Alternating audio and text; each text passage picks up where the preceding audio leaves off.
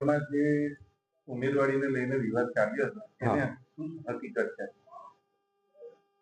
ગુજરાત પ્રદેશ કોંગ્રેસ સમિતિ દ્વારા જે નિર્ણય લેવામાં આવ્યો છે એ શિરોમાન્ય છે. પ્રથમ તો બંધારણ ભારતીય રાષ્ટ્રીય કોંગ્રેસના બંધારણ મુજબ ભરૂચ શહેર કોંગ્રેસ સમિતિ મારી અંદર નથી આવતી. હું ગ્રામ્ય જિલ્લાનો પ્રમુખ છું. ભરૂચ શહેર કોંગ્રેસ સમિતિનું બંધારણ પ્રમાણે કોંગ્રેસના એ પેરાલ નિમણૂક થાય છે મારી, અને શહેર સમિતિનું આખું બંધારણ અલગ છે. પણ આજે શહેર કોંગ્રેસ સમિતિમાં જે 2 નંબરમાં વિવાદ થયો, કાર્યકર છે, દરેક કાર્યકરને ટિકિટ માંગવાનો હક છે અને સ્વાભાવિક છે કે હવે એક જણને ટિકિટ મળે, પ્રદેશ સમિતિમાં બધાને સાચવાનો પ્રયત્ન કરે અને આખરે નિર્ણય આવ્યો છે એ ઉમેદવારો માન્ય પ્રદેશ કોંગ્રેસ સમિતિ જે નિયુક્ત કરી છે એ માન્ય ઉમેદવારો છે ને સર્વમાન્ય સ્વીકારેલા છે. રાજેન્દ્રભાઈ, તમારા ઉપર આક્ષેપ છે કે આના અંદર તમારો આખો રોલ હતો, પૈસાની લેતી દેતી સુધીની તમારી પર આક્ષેપો લાગ્યા છે કે ટિકિટમાં પૈસાની લેતી દેતી. આમાં એવું છે કે સીધો આક્ષેપ ગુજરાત પ્રદેશ કોંગ્રેસ સમિતિ પર છે. આક્ષેપ પૈસાનો જે કહો છે એ અમારો મોવડી મંડળ જે રીતે કહેશે એ રીતે આગળ વધીશું. એવું કંઈ હોય ના, પણ એક આક્રોશ હોય કાર્યકરનો, સ્વાભાવિક છે કે ટિકિટ મળે ના મળે એટલે આક્રોશ હોય. આખરે તો પરિવારનો મામલો છે ને પરિવારમાં સુલઝાઈ જશે.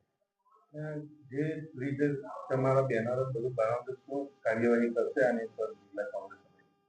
પ્રદેશ કોંગ્રેસ સમિતિ ટિકિટ નક્કી કરે છે, મેન્ડેટ પ્રદેશ કોંગ્રેસ સમિતિ આપે છે, એના સીધો આક્ષેપ પ્રદેશ સમિતિ પર છે. એટલે અમારું મોવડી મંડળ જે નિર્ણય લેશે એમાં અમારી હા હોય, એમનો આદેશ અમારે માનવાનો હોય છે. અને એક સ્વાભાવિક છે કે કાર્યકરને ટિકિટ કોઈને મળે કોઈને ના મળે એટલે ગુસ્સો હોય છે, જુસ્સો હોય છે.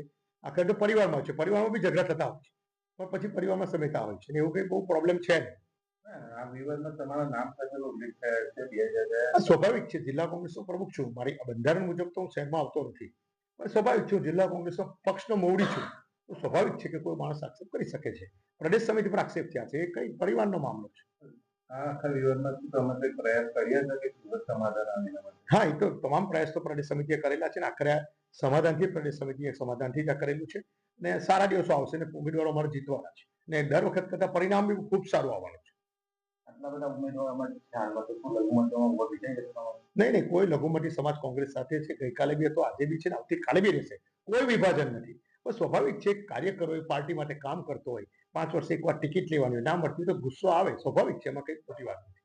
પહેલી વાર એવું છે કે ભરૂચ નગરપાલિકામાં પૂરા 44 ઉમેદવાર નથી શહેર કોંગ્રેસ પાર્ટીના. નહીં, 42 કેવા ઉમેદવારે કરેલું છે. એક ઉમેદવારનું અપક્ષ સાથે ગઠબંધન સાથે બધું ચાલી રહ્યું છે. પ્રમાણે અમારા શહેર પ્રમુખે જે આયોજન કર્યું છે બરાબર છે. મેન્ડેટ ત્યાંથી કોરા આવ્યા હતા એવું બી? નહીં, પ્રદેશ સમિતિ મેન્ડેટ પ્રમુખોને આપે છે. એ રીતે મને જિલ્લાના ગ્રામ્યને આપે એવું સલીમભાઈને આપે છે ને પ્રદેશ પ્રમુખને સત્તા છે એવું પૂરા જેવું આવતું નથી. એમાં કશું ઉમેદવારના નામ સાથે આવે છે અને એમની સહી સાથે આવે છે પ્રદેશ સમિતિ.